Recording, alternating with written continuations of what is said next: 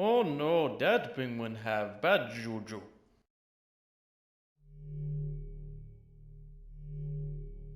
Because of how close my work is, I walk to and from work every day at the same time. It's not very far, and the neighborhood I'm in isn't really bad. Everything was fine, except for the last month or so. There's always a man who's walking at the same time as me. I tried not to think too hard about it, thinking I was just being paranoid at first. Other people had to walk places too. But it was just plain odd how even when I was running early or late, he always seemed to be just slightly behind me. Whenever I turned into the lot for my work, he continued walking, so it seemed that he was going somewhere further up. I always kept a lookout for him to see if he was waiting for me after work, but I never saw him. It was like he appeared out of nowhere behind me.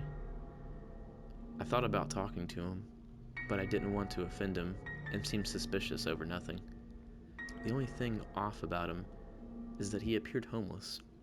He wore a dusty old coat over a tattered white button-up shirt and faded black pants. He never exhibited any strange behavior and casually walked down the street behind me. He never talked to anyone or used a phone, so I didn't even know what his voice was like.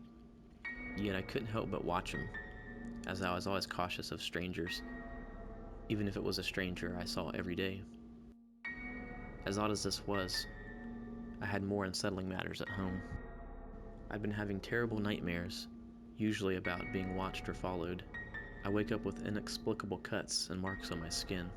The cuts are always clean, as if done with a knife, which is contrary to claw marks from demonic attacks. I also keep finding various handprints on me, as if I was grabbed in my sleep.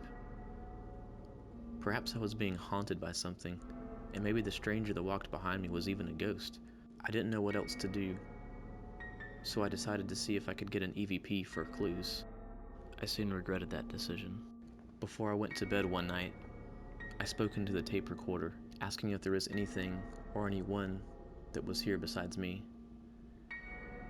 The next day after work, I played back the tape and was horrified when I found a response.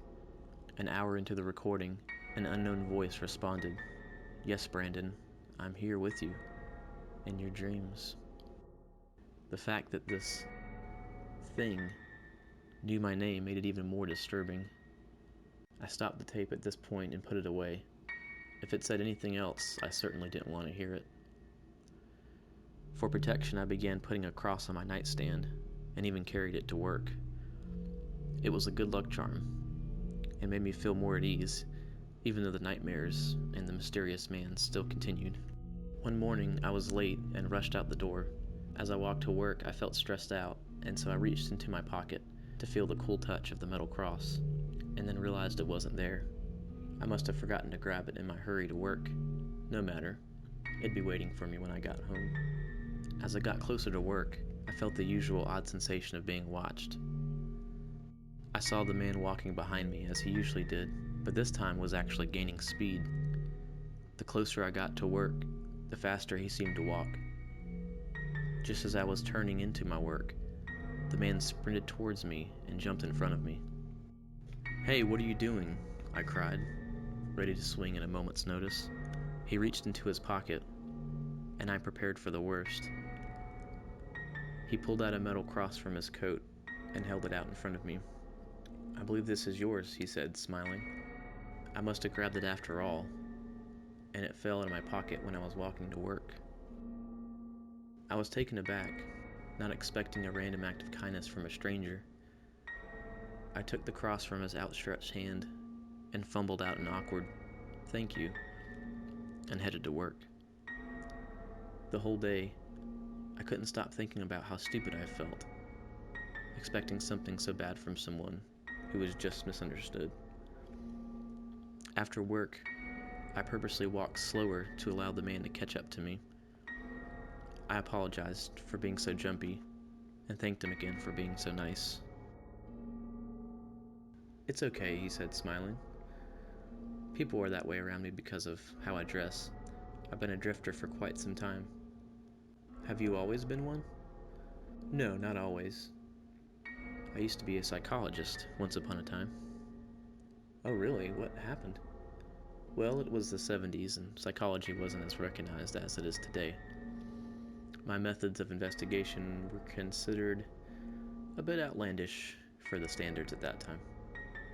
What were you doing? Well, I was always fascinated by people's intuition, how people can sense danger without knowing, reading people's demeanor with little to no knowledge, and inferring things about others. Things of that sort. More than anything, though, I was fascinated by dreams and the subconscious messages within them. He was an interesting person, and was surprisingly well spoken compared to how he looked. And that was just the thing. He sounded so familiar, as if I'd spoken to him before. We continued talking all the way to my apartment entrance, and I thanked him again for his kindness. No problem, Brandon. I'll see you again, same time tomorrow. As I walked into my apartment, something registered with me about our conversation that made me freeze in my tracks. I had never told him my name. This creepy fact made me think more and more on why his voice sounded so familiar.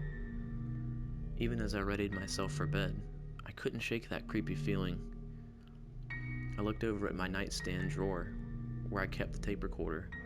I tried to keep myself from doing it, but I couldn't help it. I pulled out the tape recorder and replayed the tape of the mysterious voice.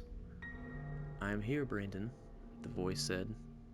My worst fears were confirmed, and I dialed 911, hiding under my bed. As I waited on the police to arrive, I noticed a notebook under my bed that I've never seen before. The book was a journal, and the contents inside were written in neat handwriting, and it detailed the times I went to bed, ate, and other daily routines. The worst entry was the experimental page.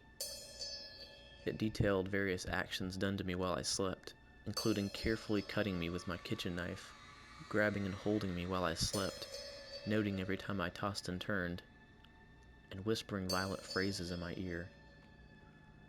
Once I read this, I immediately ran out of my apartment.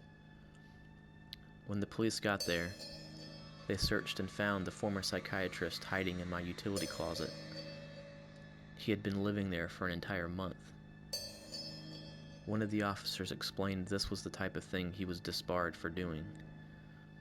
As they were hauling him out of my apartment, the man passed me and said, "Too bad it had to end this way. I was just about to amp things up," and laughed maniacally while the officers pulled him away. Against my better judgment, I checked the last entry of the experiment page of the notebook. After reading the lines of what he planned to do, I had to run into my bathroom and vomit.